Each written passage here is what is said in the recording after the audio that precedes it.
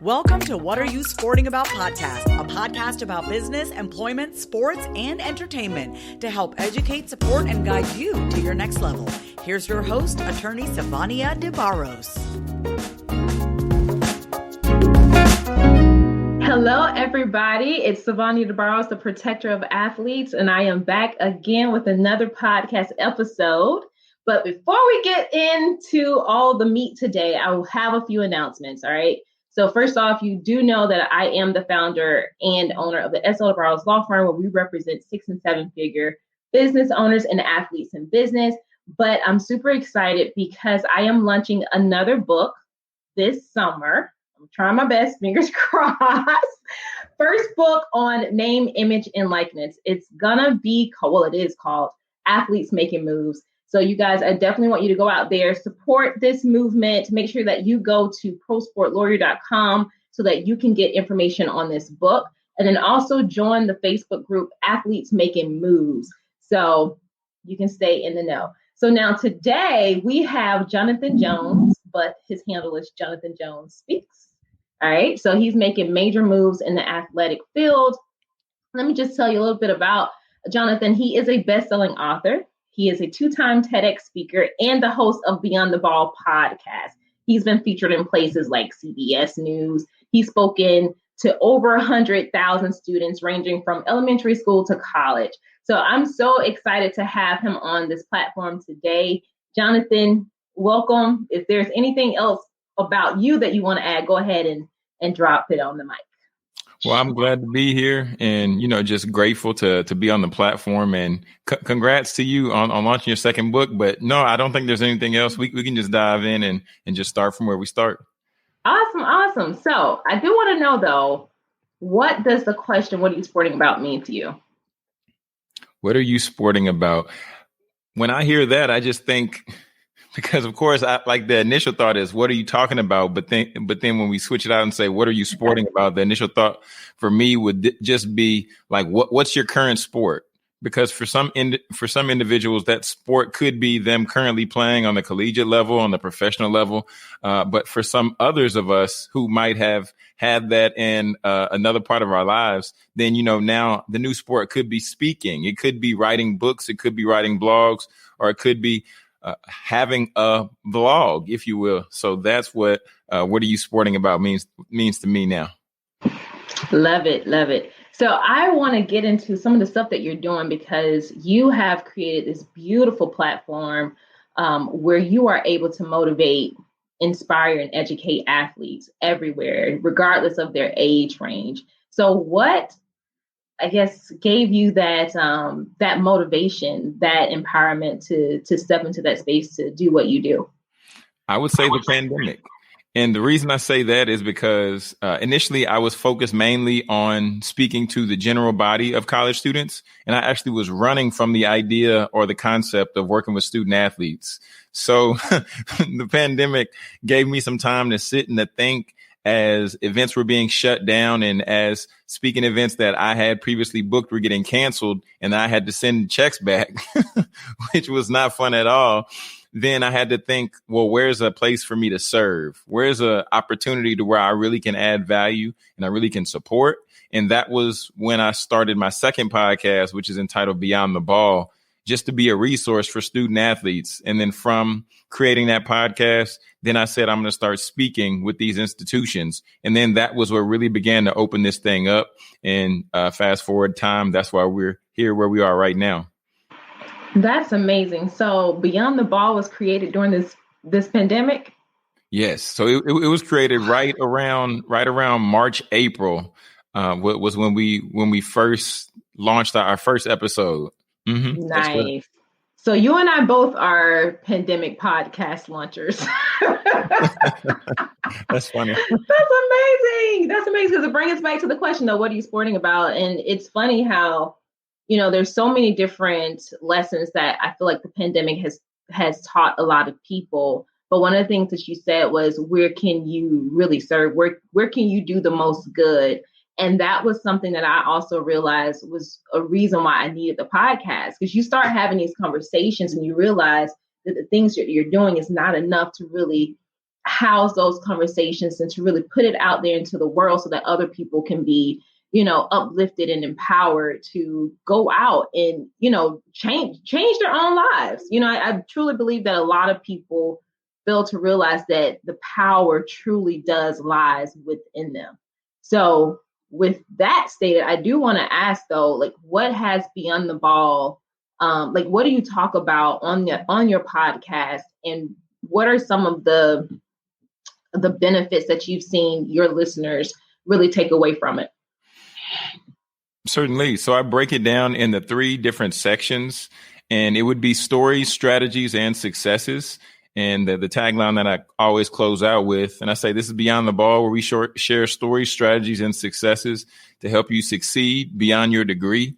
So I've covered everything from LinkedIn strategies, right? Because the platform is specifically geared towards student athletes. So I did 4 episodes talking about what type of content to put on LinkedIn, how to begin to set up your LinkedIn page, and then even how to differentiate from what content might be most beneficial for you.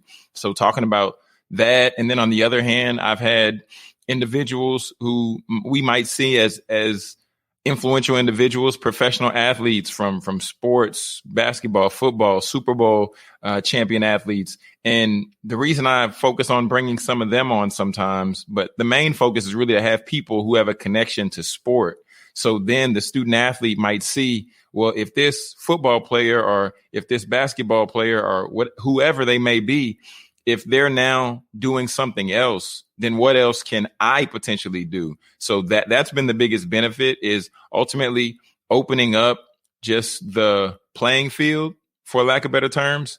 But even in addition to that, having a platform and having space to where if a student asks me a question offline, then I can come back and do an episode about that question. I can shoot it to them and then let them know, hey, this episode was sponsored by such and such. I love that, because you're taking the real life experiences. And I think for a lot of people, let me see the best way to frame this. So something that I always talk about is education, right? So just by us doing this podcast episode, just by you doing Beyond the Ball podcast, people are learning different things. And I always say, like, without education, I mean, there's going to be a plateau that you're going to reach. But if you constantly keep your mind open and, willing to learn new things and listen to other people, it just opens the gate in terms of how far you can go. Like, you can just excel beyond your wildest dreams. So I love that you are providing information to athletes or people connected to sports who technically kind of may have that idea, well, do I have to have a degree just to do X, Y, and Z? Because think about it. If you talk about education, most people are like, well, I got to go sit in a classroom, get a degree just to do something, right? But let me ask you this: did it take a degree for you to be a podcast host? No, it didn't. Right, right. And most people who are out there really, making it happen, they may not have a doctorate degree, they may not have a master's degree, they may not have a bachelor's degree, but I do believe that if they're making it happen, they are getting the resources from somewhere to learn and do better. And I think that's where the biggest opportunity is understanding that learning, when we grew up, learning looked like going to school, getting the education, getting the degree, and then getting the job. Now learning has shifted ultimately to courses, to master classes, to webinars, and to now seeing these different products that individuals are creating, and they're showing people how you can either obtain the same lifestyle that somebody has been able to obtain based on going to school, getting a degree, et cetera, or you can even supersede that lifestyle, maybe in some cases, in some situations. So I think now more than ever before, individuals are being empowered to take alternative forms of education. Just like I said before, it looked like courses, it looked like programs, it looked like creating your own podcast, different things like that. Ultimately, finding whatever works best for you to create the success that you desire for your own life. Mm-hmm. Absolutely. And then also think about it from a resource standpoint too. So if we think about the demographic, the group of individuals who come from communities who are more impacted in terms of the amount of resources that they have, you may not be able to afford a 4-year degree, but it doesn't mean that you can't find the proper resources at an affordable price for you to become educated in whatever that thing is. I love YouTube. Because University. if you have no idea how to do something, somebody's made a YouTube episode on it, and it's free resources, right? And then you can dive deeper to pay into some of these programs, like you're talking about, the workshops and all that, where now you're honing deeper into a particular subject area to help you. But I do want to ask you and shift gears just a little bit, because you are a 2-time TEDx speaker. I've been speaking my entire life. Since I was a kid, my mom has had us up in front of people singing in church and all kind of stuff. And I always still get butterflies. Always. Although I've been in front of people for forever, right? So have you ever had, the anxiety around speaking? And if so, like, what are some tips that you can give to athletes or people who want to speak to athletes who may be thinking about getting into that space? So I always have just that level of the sweaty palms and just that level of, I don't want to call it anxiety necessarily, because I know it comes from a place of me wanting to do my best and me wanting to make sure that the individual or the individuals that I'm speaking to, I want to make sure that they get the best value possible. And the tip that I would say, and just like the individuals I work with if I'm doing private coaching around podcasting or around speaking, it's ultimately helping them to understand that you have to do the work. Like, you really have to practice. My wife has seen me walk around this house, and my mother, even when I was growing up, not necessarily growing up, but when I was getting really into my speaking, I walk around the house and I speak as if somebody is asking me a question. So I would say, "Oh, Sally, what did you say? That's an excellent question." And then I answer the question. I say, "Oh, Jimmy, what did you say?" So I basically go through the whole process of a presentation. Every presentation I do, I figured out my number. It's probably about me going through the presentation about 2 to 3 times, depending on the length of the presentation. So for instance, just to give tangible. So the first tangible step is to practice. Like, legitimately practice. If you need to write it all the way out, write it all the way out, and then just practice. So that's number 1. Number 2 would be visualize it just as if you were, playing a sport, or visualize it just as you are visualizing a dream or something that you desire to come to fruition. But then the third point would be, based on the length or the amount of time that you have to speak in that engagement, then ratio it out by how much time you should invest. And I say that because I did a 10-minute power talk the other day, and I set up the presentation and then I practiced it one time, and I was like, okay, I'm good. I feel like I'm good on it, because I've also invested the actual time to where I've gone through that content before. So this wasn't the first time. So those would be the tips I'd share with the listeners and the viewers, because at the end of the day, practice is undefeated. And repetition is the mother of all learning. It is. And, I've realized that there's so many different qualities as an athlete. And I truly believe once an athlete, always an athlete, because those particular characteristics that are built in, they just never leave. It's a part of who you are. You can take that into whatever your next phase in life is. You talked about visualizing it and practicing. I remember having this coach. I did competitive cheerleading too. So, but my coach would always say, practice doesn't make perfect. It makes almost perfect, which is true. But if you practice to try and get perfect, that means that you will do your absolute best. It may not be perfect, but it will be your absolute best. But I always remembered, even before my track meets or before any type of like cheerleading competition, I would see myself. I would literally visualize myself on stage or in the blocks doing whatever I needed to do. And I would, especially for track and field, I would literally go through the entire event in my head. but it made all the difference, because then when you get out there, yeah, you have a little bit of butterflies, but it's like you've already done it. You've already been here. So now you can remove that extra layer of anxiety and nervousness that you may have with whether you are showing up to compete in something or you're showing up to speak, right? Because let's face it, if you go into business, you're going to have to speak to someone. You're going to have to pitch someone. You're going to have to present something to someone, right? And so how do you do that? So I love these quick tips. You are also a best-selling author. Mm-hmm. So what was that book? And then I want you to tell us about the book that you have coming out soon. So I wish I actually had a copy of my book. I need to start keeping it close. I've been moving around the house due to the pandemic. We see I have the backdrop with my wife and our wedding photos back here. So the book is entitled Process: 14 Surprisingly Simple Behaviors to Skyrocket Millennials to Success. And I actually hired my father to be my book coach.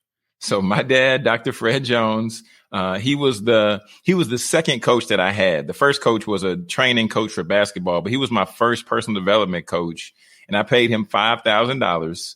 And then he walked me through the process, start to finish, concept to creation, ultimately helping me put everything in place. And the way he encourages people to write books, he says, your book should be set up in a way to where you get paid $9.97 an hour. And that's not $9.97, $997. Nice. Mm-hmm. Mm-hmm. Nice. So, yeah. So that's my dad. And that's the book story. And the book actually brought him and I closer together, which is also a whole nother story in itself. That project that I'm working on right now is like we were talking about, just in regards to, well, you said a little bit about with your book with name, image, and likeness. Yeah. The current project that I'm working on is ultimately helping student athletes start their own podcasts. Got it. Being able to use your experience, your speaking experience, being connected to sports, and then to also reintegrate that into the name, image, and likeness era for athletes. I think that's going to be extremely important, because now individuals who may not be popular athletes,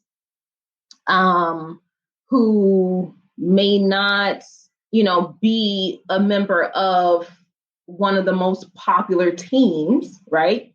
Mm-hmm. How do they really monetize their name, their image, their likeness? And podcasting can be one of those things. When I think about all the people I went to school with, high school included, and college, and the majority of them were athletes, we ain't go pro.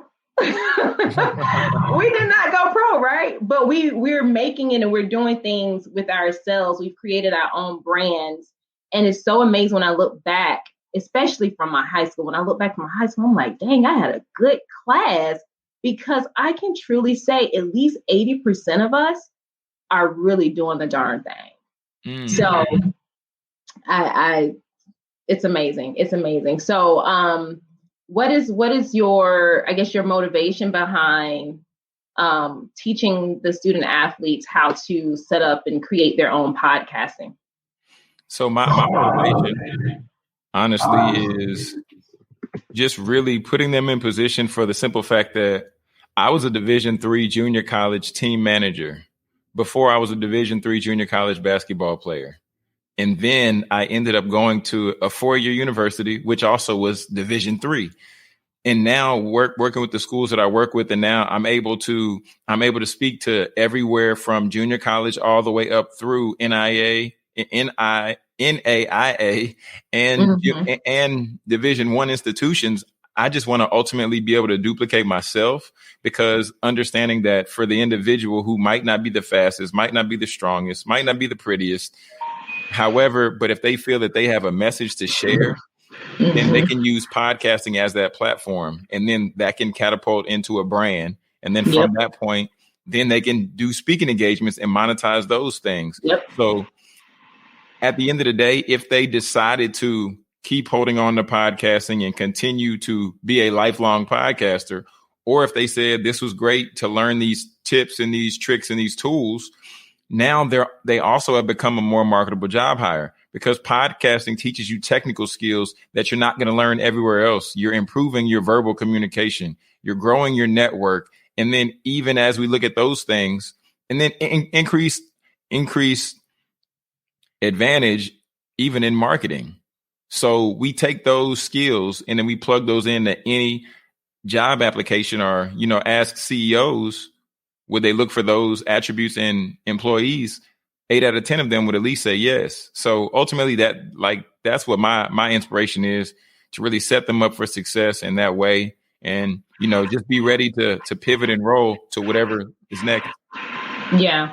And I love that, because look at the success that you've been able to accomplish just through podcasting, which also leads to part of your speaking with some of the colleges and other schools like middle schools, elementary schools. So you just have no idea the floodgates of possibilities that could open.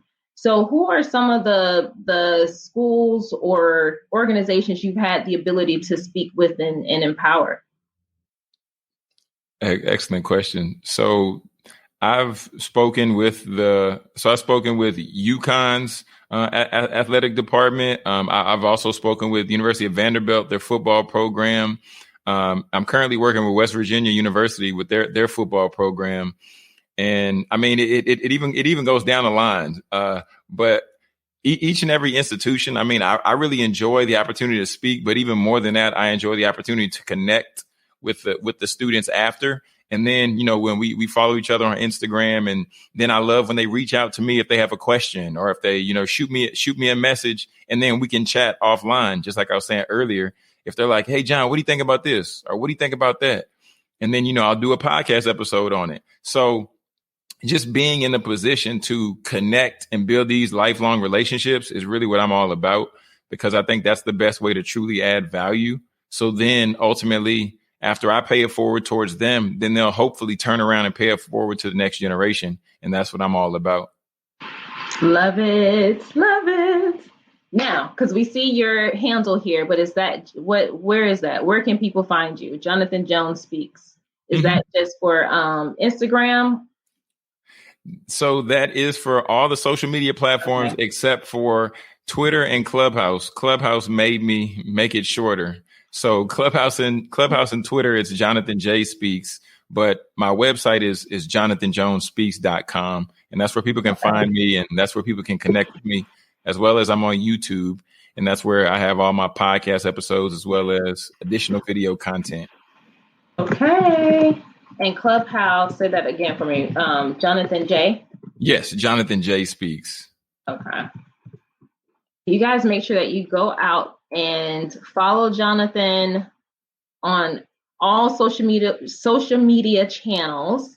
Check out his YouTube so that you can definitely get a lot more of content from him, so you can be educated and inspired and motivated to truly tap into your purpose. Jonathan, I definitely appreciate you for being here. Is there anything else you want to leave our listeners with? I would say, if they are on Instagram, I would say just swing by and check me out on Instagram, because I go live Monday through Friday. I've just been covering different topics. I'm going to more so drill down and start focusing predominantly on podcasting. So helping people around just the concept of that. But ultimately, the last thing I want to leave with the people is find a place where you can serve and find a problem you can solve, and then that will lead to your success. Love it. Great way to end. Great way to end. Love it, love it, love it. Thank you so much, Jonathan, for coming on to the show. Guys, I definitely want to remind you, check out the website. Make sure that you sign up for our newsletter so that you can be in the know for all things that are going to be happening, the new book launch, the Facebook groups. We're going to go live on, well, not live, but we're going to definitely create the group for Instagram, Athletes Making Moves. this is not just something for college athletes. This is for any athlete, because you have the power to make the move that you want, but you need to be educated and encouraged and motivated to do so and know how to do it, right? So check me out, prosportlawyers.com. Make sure that you go and follow us on Instagram at What Are You Sporting About? Become a part of the group Athletes Making Moves on Facebook. Currently, it's coming on Instagram. And until next time, this is Sivonnia DeBarr, the protector of athletes. I look forward to connecting with you guys again for another episode of What Are You Sporting About? Bye. Thanks for joining us this week on What Are You Sporting About podcast. Make sure to visit our website, prosportlawyer.com, where you can subscribe to the show in iTunes, Stitcher, or whatever your favorite platform is, so you'll never miss a show. And while you're at it, if you found value in the show, we'd appreciate a rating on iTunes or iHeartRadio. Or if you'd simply tell a friend about the show, that would help us out too. If you like the show, you might want to check out our book, What Are You Sporting About? Attorney Sivonnia DeBarros is available for private consulting at sldebarros.com. And remember, we're here to educate, support, and guide you in your journey to success, because we're all sporting about something.